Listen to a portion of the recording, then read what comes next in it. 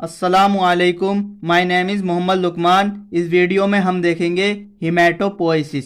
हीमेटोपोइसिस foetal stage से start हो जाती है। जब बच्चा माँ के पेट के अंदर 3 वीक्स का होता है तो ये हीमेटोपोइसिस स्टार्ट हो जाती है। सबसे पहले हमें जो हीमेटोपोइसिस देखने को मिलती है वो योक सैक के अंदर, मीजोडर्म में, आयोटा और गुनैडल टिश्यू के अंदर हमें देखने को मिलती है। जब फीटस 3 मंथ का हो जाता है तो हीमेटोपोइसिस हमें देखने को मिलती है लीवर में और स्प्लीन के अंदर। जब फीटस 9 मंथ का हो जाता है एट अ बर्थ टाइम तो हमें हीमेटोपोइसिस देखने को मिलती है ऑल बोन्स के अंदर। आफ्टर बर्थ प्यूबर्टी के टाइम हमें हीमेटोपोइसिस देखने को मिलती है एक्सियल स्केलेटन में और लॉन्ग बोन्स के अंदर। हीमेटोपोइसिस में इम्पोर्टेंट सेल्स होते हैं हीमेटोपोएटिक स्टेम सेल्स। इनको पहचानने के लिए इम्पोर्टेंट मार्कर होता है जिसका नाम होता है CD34। हीमेटोपोएटिक स्टेम सेल्स 2 टाइप्स के होते हैं, माइलॉइड स्टेम सेल और लिम्फोइड स्टेम सेल।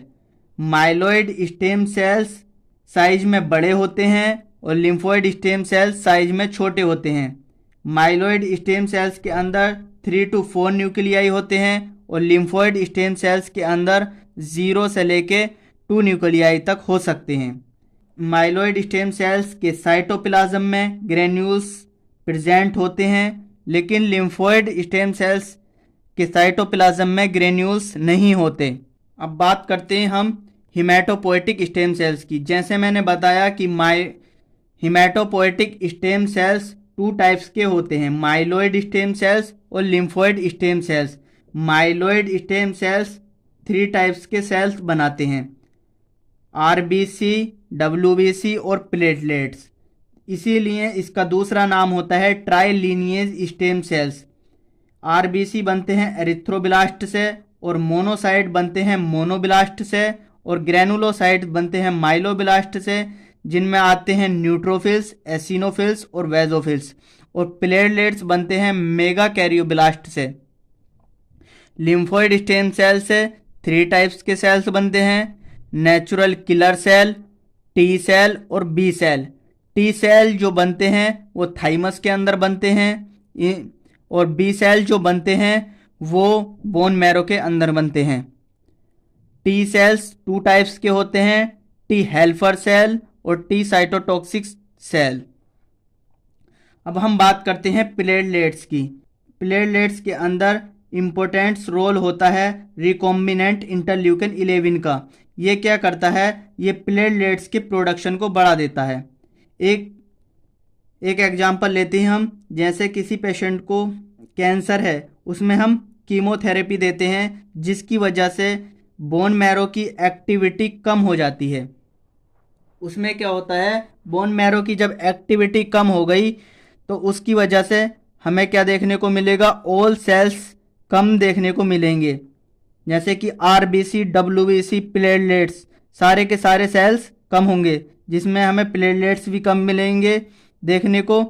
तो इसमें हमें थ्रोम्बोसाइटोपिनिया कंडीशन देखने को मिलेगी।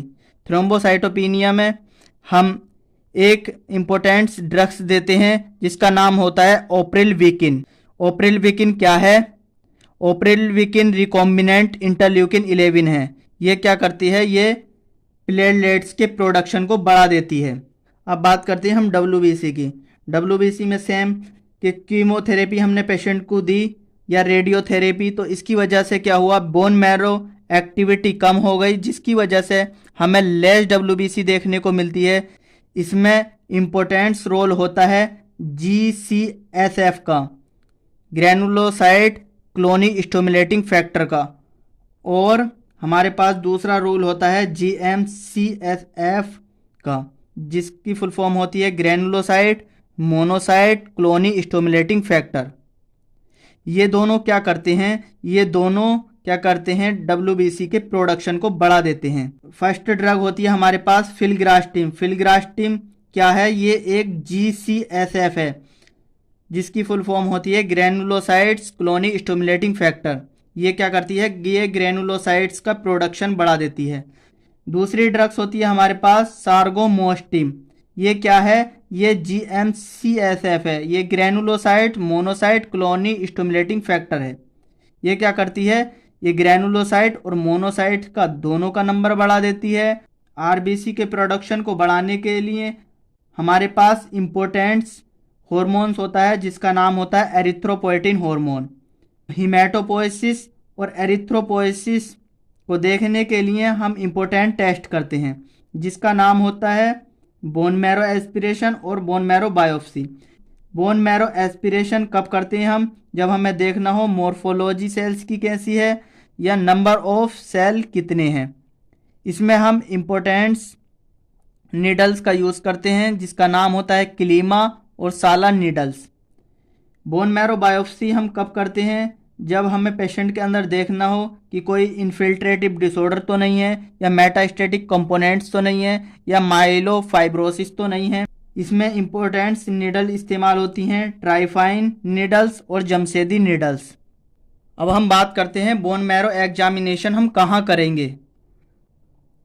इसमें हम एडल्ट्स के अंदर बोन मैरो एग्जामिनेशन करते हैं पोस्टेरियर सुपेरियर आइलेक स्पाइन पर, लेकिन ये ओबीज पेशेंट के अंदर नहीं करते क्योंकि उनके अंदर फैट ज़्यादा होता है। तो हमें पोस्टेरियर सुपेरियर आइलेक स्पाइन हमें आइडेंटिफाई करने में प्रॉब्लम होती है।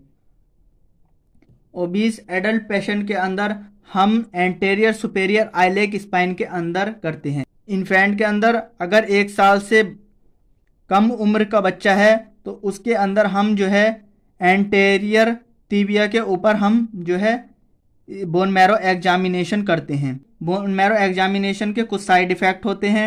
जहां हमने निडल को इंसर्ट किया है वहां लोकल हमें सोरनेस देखने को मिलेगी और वहां पे हमें पेन देखने को मिलेगा। जिस इंस्ट्रूमेंट के अंदर हमने सैंपल लिया है उस इंस्ट्रूमेंट के अंदर हमें ज़रूरत होती है EDTA की। EDTA के 2 काम होते हैं। ये एक तो ब्लड क्लॉटिंग नहीं होने देता, दूसरा ये मॉर्फोलॉजी को चेंज नहीं होने देता। अब बात करते हैं हम निडल के साइज की। निडल का साइज 14 से लेके 18 गेज तक का होना चाहिए। अब हम बात करते हैं सैंपल की। सैंपल का वॉल्यूम कितना होना चाहिए? 0.2 से लेके 2 ml तक होना चाहिए। एक हमारे अंदर क्वेश्चन आता है कि थ्रोम्बोसाइटोपिनिया के अंदर बोन मैरो एग्जामिनेशन हम कर सकते हैं कि नहीं कर सकते। तो इसका आंसर होता है यस, क्योंकि थ्रोम्बोसाइटोपिनिया के अंदर बोन मैरो एग्जामिनेशन सेफ होती है। इसी के साथ मैं अपनी वीडियो ख़त्म करता हूँ। अस्सलामु अलैकुम।